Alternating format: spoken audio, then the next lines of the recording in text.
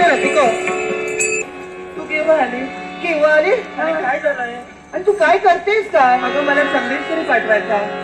अगदी जर काही कार्य महत्वाचं असलं असतं तर मी तुझ्यापर्यंत आले. संदेश? थांब जरा.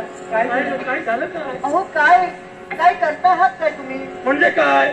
ही कशी वाटते? काहीच कळत नाहीये का? ही कशी वागते? हा हे बरोबर.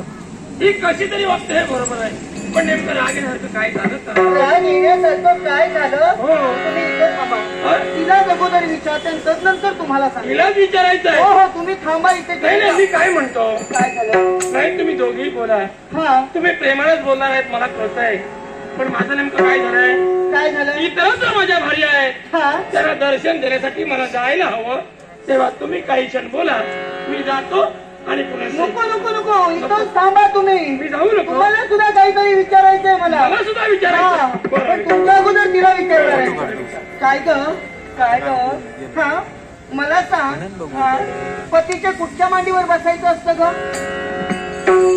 पतिव्रता स्त्री ना तू? मला विवाह झालाय ना तुझा? हो ना. मग बालिशपणा का करतेस? ताई संसारी आहेस ना तू? मला सारं काही ज्ञात आहे. हा पण आल्यापासून पाहते मी एकसारखा त्रागा करतेस. मला प्रश्न करतेस की पतीच्या कुठच्या मांडीवर बसावं? हो हे तुला कळतं का? म्हणून प्रत्येक सौभाग्यवती स्त्रीनं आपल्या पतीच्या डाव्या मांडीवर बसायचं असतं आणि हे तत्व मला चांगलंच ज्ञात आहे. डाव्या मांडीवर पण पतीच्या कुठच्या मांडीवर बसावं आणि कुठच्या मांडीवर बसू नये हे तू मला का सांगते? एकच. हा मी पाहिलं ना. हा तू पतीच्या दोन्ही मांडीवर बसत होती. उजव्या मांडीवर म्हणजे सव्या बाजूला कुणी बसायचं असतं? नृषानं किंवा कन्येनं बसायचं. मला ज्ञात आहे ते. मग तू उजव्या मांडीवर का बसली? जर कोणीतरी पाहिलं असतं तर जगनिंदा झाली असती. तुझ्या बरोबर या चंद्रदेवांची जगनिंदा झाली असती. ते माझे पती आहेत, त्यांची जगनिंदा आम्हाला चालली नसती. म्हणून तुला हा प्रश्न केला. नाही हा जगनिंदेचं भान मला राहत नाही का? आणि मला सांग, माझ्या महालात माझ्या परवानगीशिवाय इतरत्र कुणीही येत नाही. असं असताना पतीच्या कुठच्या मांडीवर बसावा हा शिष्टाचार शिकवायला तू इथं आली. शिकवायला तुला जर एवढा शिष्टाचार जर कळत होता ना तर माझ्या महालात येताना माझी परवानगी का नाही घेतली? मग या अगोदर केव्हा मी घेतली होती का परवानगी? मुळीच नाही. या अगोदर हा प्रश्न तुम्हाला का नाही विचारला? याच्यासाठी सुद्धा कारण आहे. आज मी तुला का विचारते माझी परवानगी घेतलीस की नाही म्हणून? कारण तू महालात येत असताना मी चंद्रदेवांबरोबर संसारात रममान होत होते. त्यांच्या प्रेमात मी रममान होत असताना एकाएकी तू इथं आलीस. तू जर दारावरून हे सारं काही जर पाहिलं तर वास्तविक तू पुढे येता नाही होता का? म्हणून मग तू कुठेतरी चुकते. सांगायला नको का तिला? आपल्या पती बरोबर संसारात रममान होणं, प्रेम देणं हे तू काय का?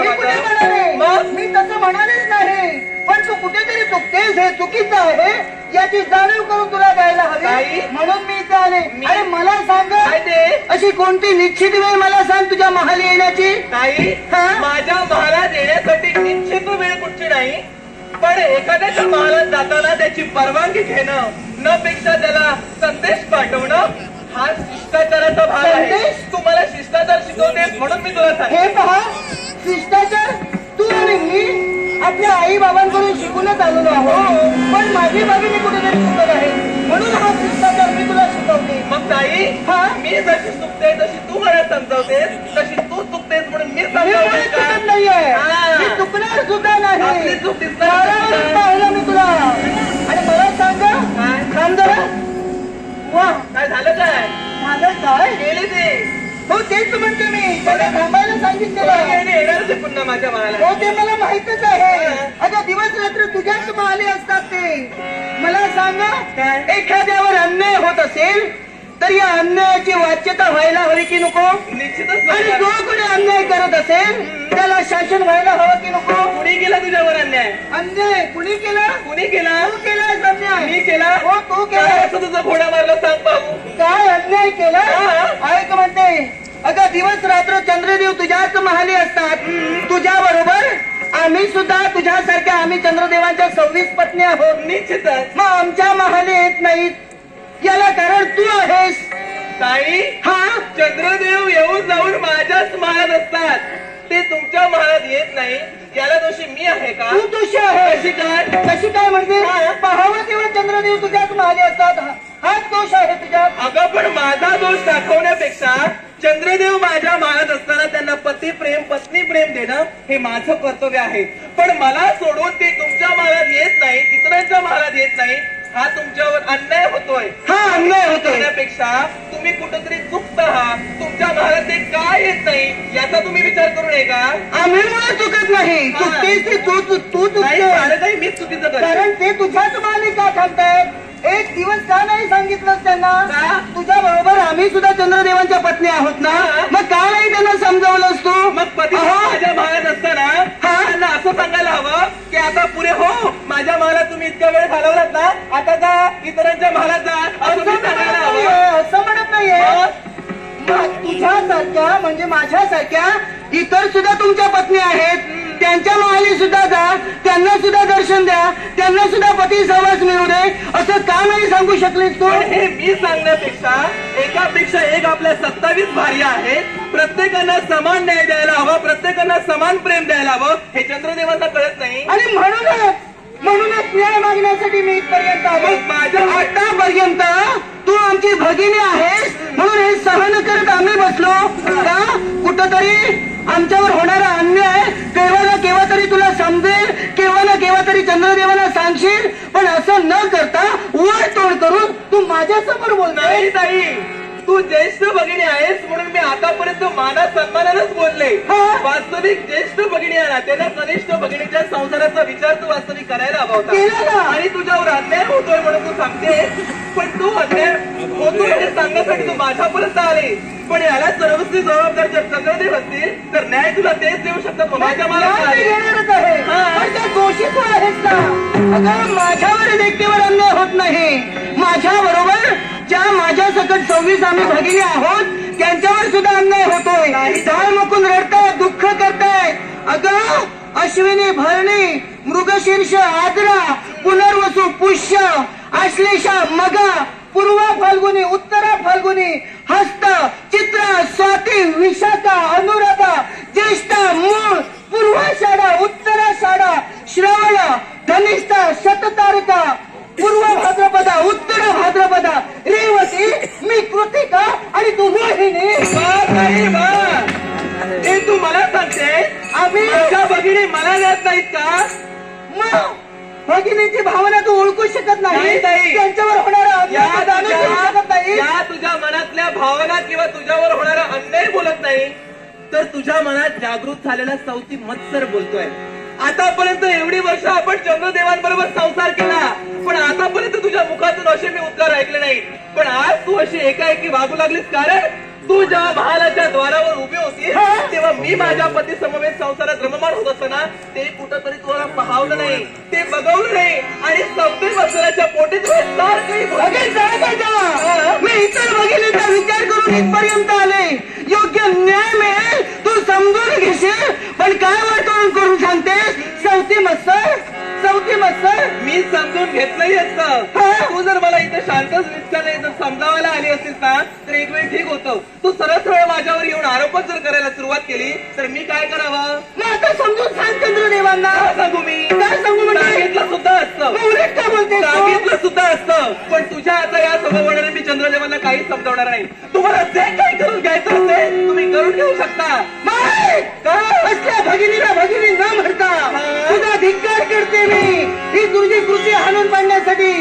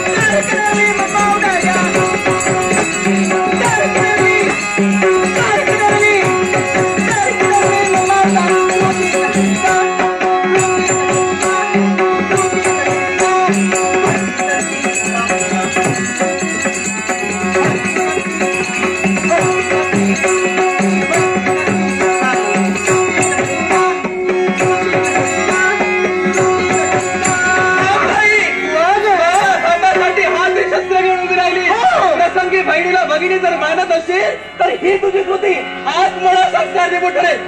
चला आत्मघात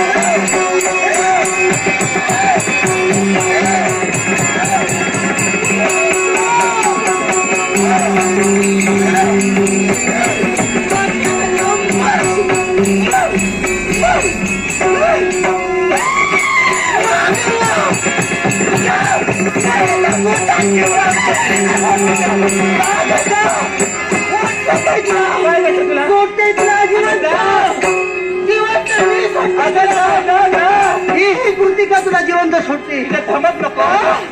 मेली असतीस माझ्या हातून तर तुझा पाप माझ्या मस्तकी लागला असता. सोडली असती. पण योग्य तो न्याय, सोडली असती. योग्य तो न्याय मी चंद्रदेवातून घेईन.